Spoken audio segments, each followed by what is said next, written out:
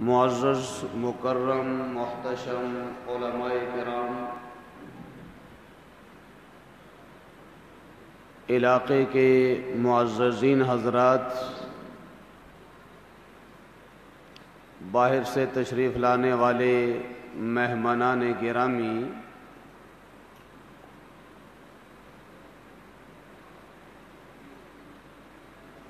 اور آج کی اس بابرکت پروقار اور پر رونق تقریب میں شرکت کرنے والی میری ماؤں اور بہنوں،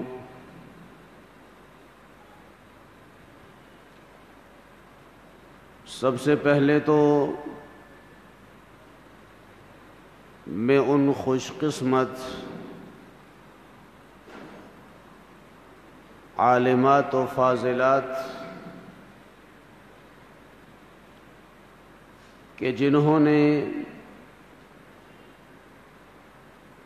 اپنا علمی سفر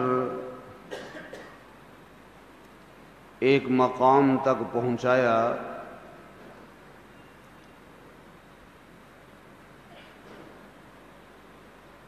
مدارس کے بورڈ وفاق المدارس کے تحت جو ایک نصاب رکھا گیا ہے، اس کی انہوں نے تکمیل کی۔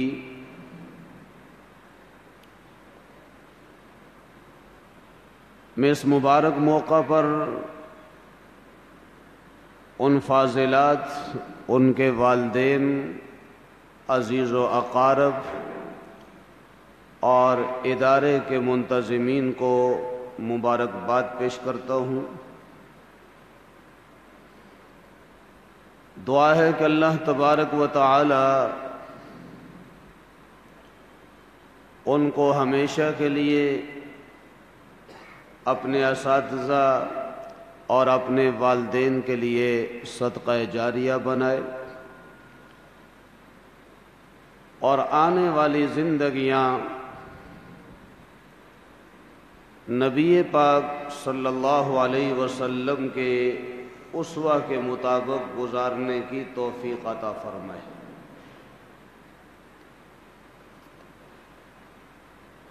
یوں تو اس کائنات میں بے شمار لوگ رہ رہے ہیں، نظریات کے اعتبار سے، سوچ اور فکر کے اعتبار سے،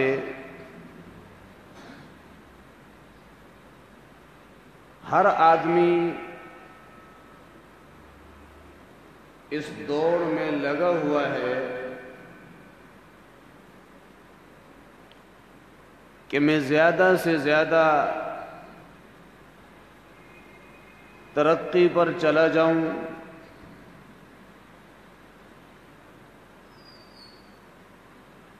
ہر ایک دوسرے سے آگے بڑھنے کی محنت کر رہا ہے،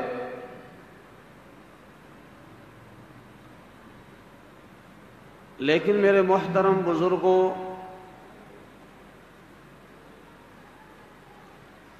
ایک کامیابی اور کامرانی وہ ہے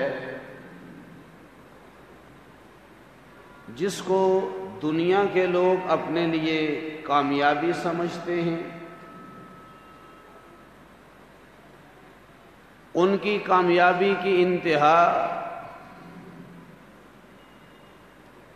یا تو اقتدار ہے، عہدہ اور منصب ہے، دولت و جائیداد ہے، اس سے بڑھ کر اور کوئی چیز نہیں۔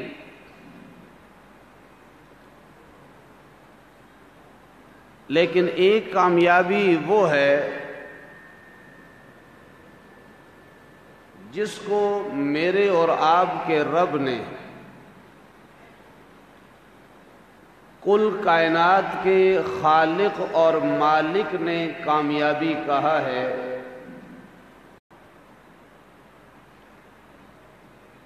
اور اس کامیابی کا اصل تعلق وہ مرنے کے بعد کی جو زندگی ہے اس کے ساتھ ہے۔ عالم دنیا کے بعد وہ عالم برزخ ہو یا عالم آخرت ہو، ان عالموں میں جو کامیابی ہے، اصل کامیابی انسان کے لیے وہی ہے اگر کوئی آدمی اس مرحلے میں کامیاب ہو جاتا ہے کہ جہاں انسان نے ہمیشہ کے لیے رہنا ہے، جہاں اس کے لیے موت، اس کے لیے دیگر خطرات، ان میں سے ایسی کوئی چیز نہیں۔ عقل مند اور سمجھدار آدمی اپنے مستقبل کے حوالے سے ہی وہ اپنے حال کو گزارتا ہے، موجودہ زندگی کو اس انداز میں اور اس نہج پر اور اس طور طریقے سے گزارتا ہے کہ تاکہ آنے والے زمانے میں مجھے کامیابی حاصل ہو جائے، اس کا بہتر ثمرہ اور نتیجہ مل جائے۔ اس حوالے سے ہمیں غور کرنے کی ضرورت ہے کہ دنیا میں انسان جن محنتوں میں لگے ہوئے ہیں، آیا اس کا نتیجہ اور اس کا معال کیا ہے؟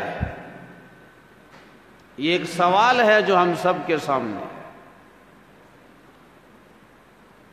کرۂ ارض پر جتنی بھی انسانیت ہے، اور یہ بات سبھی کے علم میں ہے، یہاں ایک بڑی تعداد خواتین کی ہے، وہ بھی اس چیز کو جانتی ہیں کہ اس پوری کائنات کو وجود بخشنے والی وہ صرف اور صرف ایک رب کی ذات ہے۔ وہ رب قرآن مقدس میں یہ اعلان فرما رہا ہے، یرفع اللہ الذین آمنوا منکم، کائنات میں جتنے بھی انسان ہیں ان میں سے جن کو ایمان کی دولت حاصل ہوئی وہی لوگ ہیں جن کو خالق ارض و سما نے کامیاب کہا۔ گویا کہ اللہ کے ہاں کامیابی کی بنیاد، کامیابی کا معیار وہ ایمان ہے۔ ہم دنیا میں جتنی بھی عبادات کر لیں، بظاہر اچھے اعمال کر لیں، انسانیت کے ساتھ بہلائی اور خیر خواہی کا معاملہ کر لیں، یہ بات یقینی ہے کہ جو انسان جو بھی عمل کرتا ہے وہ بہلائی کے اعتبار سے، اچھائی کے اعتبار سے، خیر خواہی کے اعتبار سے وہ عمل ضائع نہیں جاتا۔ اللہ رب العزت اس کا بدلہ ضرور دیتے ہیں، اور بعض لوگوں کو وہ بدلہ اس دنیا میں مل جاتا ہے جن کے پاس ایمان کی دولت نہیں، دنیا کے اندر تو ان کو نواز دیا جائے گا، اس بہلائی کا بدلہ ان کو مل جائے گا، اس محنت اور جد و جہد کا بدلہ ان کو مل جائے گا، لیکن کل آخرت میں ان کے لیے کچھ بھی نہیں ہوگا۔ یہ زندگی ہماری عارضی زندگی ہے۔ اصل جو زندگی ہے ہم نے اس کے لیے تیاری کرنی ہے۔ تو ہمارے رب نے یہ فیصلہ فرما دیا کہ جن کے پاس ایمان کی دولت ہے وہ دنیا جہان کے تمام انسانوں میں مقام اور مرتبے کے لحاظ سے بلند ہیں. جن کے پاس ایمان کی دولت نہیں، قرآن مقدس نے ان کو مردہ کے اعتبار سے یاد کیا، گویا کہ ان کی کوئی حیثیت نہیں ہے، اس اعتبار سے ان کو یاد کیا. لہذا مسلمانوں، ایک تو ہمیں اس پر اللہ کا شکریہ ادا کرنا چاہیے کہ اس رب نے ہمیں ایمان کی دولت دی ہے، اور پھر ایمان کے ساتھ ساتھ جس کو علم حاصل ہو جائے، علم کی دولت مل جائے، والذین اوتوا العلم درجات، جن کو علم ملا اللہ نے ان کے درجات کو بلند کر دیا. اور یہ علم ہر ایک کو نصیب نہیں ہوتا. ہم اپنے گھروں کا جائزہ لے لیں، اپنی برادری اور خاندان کا جائزہ لے لیں، اپنے علاقوں کا جائزہ لے لیں، کتنی بڑی تعداد میں لوگ موجود ہیں. بس اوقات پورے خاندان میں ایسا بھی ہوتا ہے کہ دینی تعلیم حاصل کرنے والی گنی چنی چند بچیاں، یا بعض خاندانوں میں ایک آدھ بچی ہی ہوتی ہے جو علم دین حاصل کرتی ہے، جبکہ اس کے مقابل میں دنیاوی تعلیم پر نظر ڈالی جائے تو ایک بہت بڑی تعداد اس دنیاوی تعلیم پر لگی ہے. یقیناً یہاں بہت سے نظریات والے لوگ ہوں گے، یہ بات ذہن میں رکھیے گا، دنیاوی تعلیم کا انکار نہیں ہے. یہ الگ بات ہے کہ آج دینی مدارس کے خلاف، دینی تحریک کے خلاف ایک بہت بڑی سازش کے تحت یہ کہا جا رہا ہے یہ لوگ دنیا کی تعلیم کو نہیں مانتے، یہ دنیا کی ترقی کو نہیں مانتے، ان لوگوں کا ذہن انگلش کی طرف، میتھ کی طرف، کیمسٹری، بیالوجی، فزکس کی طرف، کمپیوٹر کی طرف، جدید ٹیکنالوجی کی طرف بالکل نہیں ہے. یہ ایک غلط سوچ ہے. دنیا کی ترقی کے حوالے سے کسی بھی زمانے میں اسلام نے ہمیں روکا نہیں ہے. اسلام نے حدود بتائی ہے، اسلام نے ہمیں طریقہ کار بتلایا ہے، اسلام نے اس کے لیے راستے متعین کیے ہیں. کوئی بھی آدمی کسی بھی ٹیکنالوجی میں ترقی کرنا چاہے، اسلام اس کے راستے میں رکاوٹ نہیں ہے، علماء اس کے راستے میں رکاوٹ نہیں ہے، یہ دینی مدارس اس کے راستے میں رکاوٹ نہیں ہے. الحمدللہ روز اول سے لے کر آج تک جس بھی آدمی نے زمینی حقائق کو انصاف کی نگاہ سے دیکھا ہے، وہ بالآخر اس نتیجے پر پہنچا ہے کہ اس وقت دنیا میں ایک بڑی تعداد این جی اوز کی چل رہی ہے، رفاہی اداروں کی چل رہی ہے، ویلفیئرز کی چل رہی ہے. یقیناً کسی بھی طبقے سے تعلق رکھنے والا آدمی جب اس نے صحیح اصولوں کے تحت، جب اس نے زمینی حقائق کے تحت رپورٹ دی ہے، وہ رپورٹ یہی آئی ہے کہ اس دھرتی پر سب سے پر امن ادارے وہ دینی مدارس ہیں. آپ کے سامنے ملکی رپورٹیں بھی ہیں،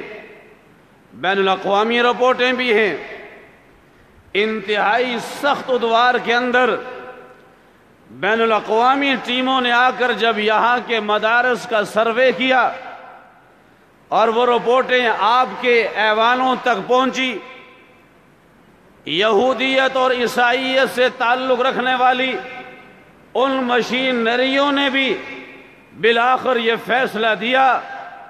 کہ ملک پاکستان کے اندر رفاعی اعتبار سے جتنا کام دینی مدارس کر رہے ہیں دنیا کی کوئی این جی اوز بھی نہیں کر رہی۔ لہذا کوئی انسان سکول پڑھنا چاہے،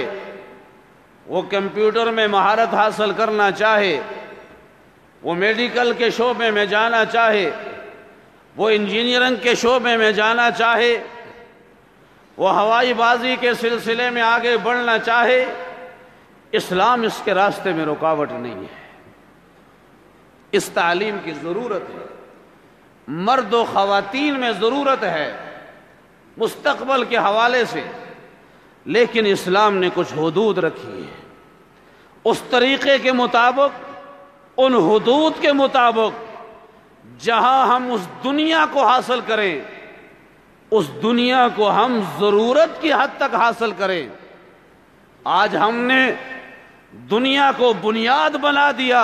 اور دین کو ہم نے اپنی ضرورت سمجھ لیا،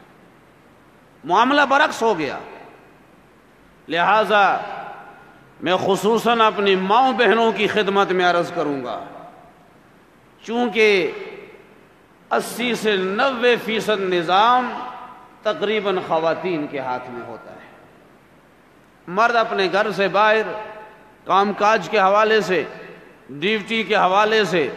محنت مزدوری کے حوالے سے باہر مصروف ہوتا ہے۔ گھر کے اندر اولاد کی تربیت، گھر کے اندر کا نظام، معاشرے کے اندر میل جول، دکھ درد میں شریک ہونا، عمومی طور پر گھروں کی حد تک یہ کردار ماؤں بہنوں کا ہوتا ہے۔ وہ مائیں بہنیں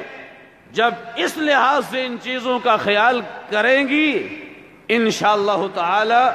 مستقبل کے اندر اس کے ثمرات اتنے ہی بہتر ہوں گے۔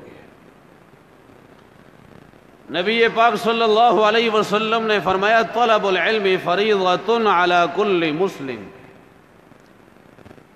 علم حاصل کرنا ہر مسلمان پر فرض ہے، لازم ہے، مرد ہو یا عورت ہو، علم کا حصول ہر ایک پر لازم ہے۔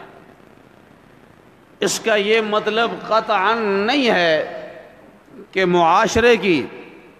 ہر بچی، معاشرے کی ہر خاتون وہ تمام کاموں کو چھوڑ کر دینی مدارس میں داخل ہو جائیں، یہ لازم نہیں ہے۔ اصل یہ ہے کہ ضروریات دین ان کو ہم حاصل کر لیں۔ ہمارا عقیدہ کیا ہونا چاہیے،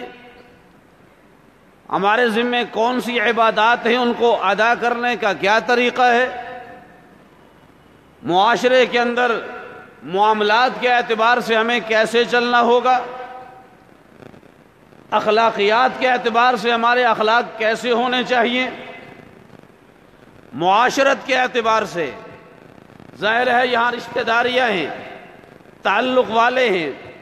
عزیز و اقارب ہیں، علاقے والے ہیں، کسی کا بھی خیال کرنا، اس کے دکھ درد میں شریک ہونا، اس کے غم میں شریک ہونا، اس کی پریشانی کے اندر اس کے دست و بازو بننا، یہ ہر مسلمان نہیں بلکہ ہر انسان کا فریضہ ہے۔ ہمیں وہ سب کام کرنے ہیں، لیکن یہ بات ذہن میں رکھنی ہوگی، جب گھر سے نکلنا ہے، کسی کے دکھ یا سکھ میں جانا ہے، کسی کی خوشی میں جانا ہے، یا اپنے گھر کے اندر یہ حالات آگے دکھ کی کیفیت پیدا ہو گئی یا خوشی کا موقع آ گیا، اس خوشی کے موقع پر اسلام نے ہمیں خوشی کا اظہار کرنے کا موقع دیا، اجازت دی، لیکن اس خوشی کی انتہا کہاں تک ہے، اس کے اندر ہمارا لباس وضاقتہ کیا ہونی چاہیے، ہمارا اٹھنا بیٹھنا کیا ہونا چاہیے، ہمارا طرز عمل کیا ہونا چاہیے۔ بحیثیت مسلمان ہم نے ان چیزوں پر غور کرنا ہوگا، اور یہ سب چیزیں یہ آپ کو ان دینی مدارس سے ملیں گی، یہ سب چیزیں آپ کو دینداروں کے حلقوں سے ملیں گی، یہ سب چیزیں آپ کو اہل اللہ سے ملیں گی۔ بدقسمتی سے مجھے یہ جملہ کہنا پڑ رہا ہے، جس وطن عزیز میں اور آپ کھڑے ہیں، اس کو حاصل تو اس مقصد کے لیے کیا گیا تھا کہ اس ملک پر قرآن و حدیث کا نظام ہوگا، اس ملک میں اسلامی قوانین کی بالادستی ہوگی۔ اب سے کچھ عرصہ آپ پیچھے چلے جائیں، ہمارے سکول کے نصاب میں ابتدا سے اسلام کے حوالے سے بنیادی چیزیں ہوتی تھیں، کلمے ہوتے تھے، نماز کا ذکر ہوتا تھا، دیگر احکامات کا ذکر ہوتا تھا، اور پھر آگے 9th 10th میں جا کر، آگے 11 12 میں جا کر BA MA تک قرآن کا ایک بہت بڑا حصہ ہمارے اس نصاب کا حصہ ہوتا تھا، جہاں قرآن کا ترجمہ خواتین کے متعلق جو باقاعدہ پوری صورتیں ہیں اسلامی احکامات کے حوالے سے، جو قرآن کا ایک بہت بڑا حصہ ہے، اس کا ایک بڑا حصہ سکول کی ان کتابوں کا باقاعدہ حصہ ہوا کرتا تھا۔ اب آہستہ آہستہ ان تمام چیزوں کو اس کتاب سے، اس نصاب سے نکال دیا گیا ہے، یہاں تک کہ آپ نے سنا ہوگا اس گزشتہ دورانیے میں جہاں نبی پاک صلی اللہ علیہ وسلم کی سیرت کے حوالے سے، صحابہ کرام کی شان اور مقام کے حوالے سے، صحابہ کرام کی جد و جہد اور کارناموں کے حوالے سے، یا صحابیات کے حوالے سے کئی واقعات اور کئی اسباق تھے، ان چیزوں کو ان کتابوں سے نکال کر کے ملک کے بڑے تاجر، بڑے فنکار، بڑے سرمایہ دار اور بڑے بڑے کریکٹروں کے قصے اس کے اندر شامل کر دیے گئے ہیں۔ عزیزان محترم، آخر یہ ملک کس نہج پر لے جایا جا رہا ہے اور اس کو حاصل کس مقصد کے لیے کیا گیا تھا؟ جملہ کل 23 مارچ گزرا، بات تھوڑی سی ادھر ادھر ہو گئی، عرض کرنا چاہتا ہوں کہ یوں نے کہا کہ پاکستان کی بقا وہ پاکستان کے دستور میں ہے، پاکستان کے آئین میں ہے، ہم سب یہی کہتے ہیں، لیکن سوال یہ ہے کہ پاکستان کا دستور ہے کیا؟ آج جو نعرہ لگایا جا رہا ہے آپ کے شہر کراچی کے روڈوں پر، آپ کے میڈیا پر، یہ پاکستان کی بقا اور پاکستان کے استحکام کے حوالے سے یہ صدائیں بلند کرنے والی آج میرے اور آپ کے معاشرے کی بہنیں اور بچیاں ہیں، جو نیم برہنہ لباس میں آ کر آج روڈوں پر اس پیغام کو پہنچا رہے ہیں۔ کیا اسلام ہمیں اس چیز کی اجازت دیتا ہے؟ کیا آپ صلی اللہ علیہ وسلم کی سیرت ہمیں اس چیز کی اجازت دیتی ہے؟ قطعاً اس کی اجازت نہیں ہے۔ لہذا مسلمانوں، اس پرفتن اور پرخطر حالات میں نبی پاک صلی اللہ علیہ وسلم نے جو تعلیمات ہمیں دی ہیں، ہم ان کو اپنی زندگیوں میں زندہ کریں، ان کو ہم اپنی زندگیوں میں تازہ کریں، انشاءاللہ تعالی یہ دنیا کی کیفیت بدل جائے گی۔ مبارکباد کے لائق ہیں وہ مستحق بچیاں اور ان کے والدین جن کو اللہ نے علم کی دولت سے نوازا، یہ معمولی نہیں۔ ثم اورثنا الکتاب الذین اصطفینا من عبادنا، اللہ رب العزت نے فرمایا کہ ہم اپنی کتاب کا وارث ان کو بناتے ہیں جن کو ہم چن لیتے ہیں، جن کو ہم پسند کر لیتے ہیں، جن کو ہم منتخب کر لیتے ہیں۔ قرآن کی دولت ہر ایک کو نہیں ملتی، بس اوقات والدین چاہتے ہیں خاندان والے چاہتے ہیں، عزیز و اقارب چاہتے ہیں ہمارا بچہ حافظ بن جائے، ہمارا بچہ عالم بن جائے، لیکن نہ وہ حافظ بن سکتا ہے نہ عالم بن سکتا ہے۔ کہ یہ اپنے بچوں کو لے کر آتے ہیں، مولانا اس کو ناظرہ ہی پڑھا دیا جائے، لیکن وہ ناظرہ بھی نہیں پڑھ سکتا، کل معاشرے کا ایک آوارہ بن جاتا ہے۔ اس لیے جن کو یہ دولت ملی ہے، یہ علم ملا ہے، میں اپنی ان بہنوں سے کہوں گا آپ معاشرے کے اندر ایک عام عورت کی طرح نہیں، آپ کی حیثیت معاشرے کی آپ کی دیگر چچا زاد، خالہ زاد، ماموں زاد بہنوں کی طرح نہیں۔ یا نساء النبی لستن کاحد من النساء، آپ کی حیثیت بدل گئی، اللہ نے آپ کو اپنے دین کے لیے چنا، اللہ نے آپ کو قرآن کے لیے چنا، اللہ نے آپ کو دین کی سمجھ عطا کی، اور پیغمبر دو عالم صلی اللہ علیہ وسلم کا فرمان ہے من یرد اللہ بہ خیرا یفقہہ فی الدین، کہ اللہ رب العزت جب کسی کے ساتھ بہلائی کا ارادہ فرماتے ہیں تو اس کو دین کی سمجھ عطا کرتے ہیں۔ آج پڑھنے والی وہ میری بہنیں یا علم دین حاصل کرنے والے میرے بھائی، اللہ نے ہمیں یہ جو دولت دی ہے، یہ نسبت دی ہے، یہ معمولی چیز نہیں، اس نسبت کی ہمیں قدر کرنی ہے۔ میں خصوصاً اس موقع پر ان بہنوں کی خدمت میں عرض کروں گا، اللہ نے آپ کو علم کی دولت عطا فرمائی۔ یہاں خواتین بڑی تعداد میں، ان میں اچھی خاصی پڑھی لکھی خواتین ہوں گی، اور آپ صلی اللہ علیہ وسلم کے وہ فرامین ان کے سامنے ہوں گے۔ آپ صلی اللہ علیہ وسلم نے جہاں یہ دعا فرمائی، اللہم انی اسألک علما نافعا، اے اللہ میں علم نافع کی دعا کرتا ہوں، علم نافع کو مانگتا ہوں، اور آگے یہ بھی فرمایا اللہم انی اعوذ بک من علم لا ینفع، اے اللہ میں ایسے علم سے پناہ مانگتا ہوں کہ جس علم سے نفع حاصل نہ ہو۔ اس پر غور کیا جائے تو یہ بات سمجھ میں آ رہی ہے، علم تو حاصل ہو جاتا ہے، انسان صاحب علم ہو جاتا ہے، اور بسا اوقات عام آدمی کے پاس دین کی بہت زیادہ معلومات ہوتی ہیں، قرآن و حدیث کے اوپر اس کی بڑی تحقیق ہوتی ہے۔ اس وقت بھی قرآن و حدیث کے حوالے سے مغربی مستشرقین نے بہت بڑی تحقیق کی ہے، مختلف حوالوں سے انہوں نے احادیث پر محنت کی ہے، دیگر مسائل پر محنت کی ہے۔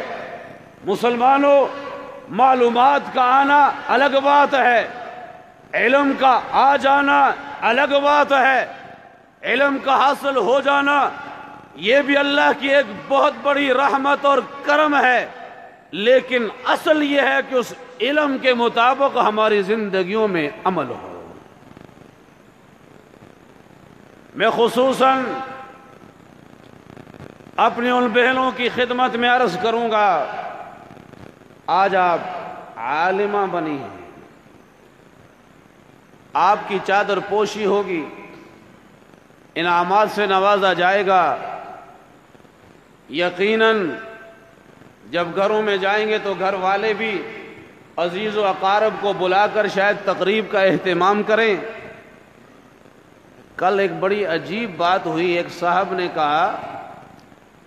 کہ ہماری چند جاننے والی مدرسے کی بچیاں ہیں جنہوں نے اپنی فراغت کے حوالے سے کارڈ چھپوائے ہیں اور اپنی تقریب شادی حالوں میں رکھی ہے۔ دیکھیے، میں نے عرض کیا کہ خوشی کرنا جائز ہے،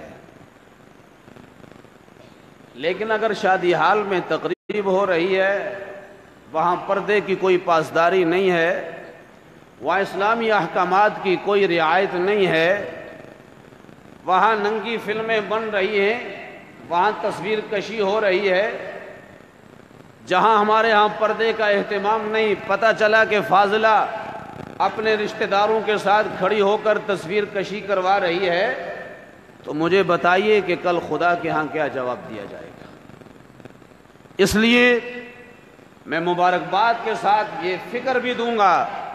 کل معاشرے کے اندر آپ کی اٹھنے بیٹھنے کو دیکھا جائے گا،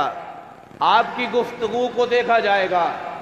آپ کے طرز عمل کو دیکھا جائے گا۔ یہ عالمہ بن گئی، نماز کا اہتمام ہے کہ نہیں ہے؟ عالمہ بن گئی ہے، قرآن کی تلاوت کا اہتمام ہے کہ نہیں ہے؟ عالمہ بن گئی ہے، اس علم کو پھیلانے کے حوالے سے اس کی محنت اور جد و جہد ہے یا نہیں ہے؟ عزیزان محترم، اب معاشرے کی نگاہیں آپ پر لگیں، لہٰذا آپ نے اپنے ادارے، اپنے اساتذہ اور یہ جو نسبتیں ہیں ان کی بھی آپ نے لاج رکھنی ہوگی۔ ہماری آج کی اس محفل کے مہمان استاذ العلماء حضرت مولانا ڈاکٹر منظور احمد مینگل صاحب تشریف لا چکے ہیں، چونکہ نماز کا وقت بھی قریب ہے۔ بہرحال میں اپنی انہی معروضات پر اجازت چاہوں گا۔ اللہ ہم سب کا حامی و ناصر ہو، وما علینا الا البلاغ۔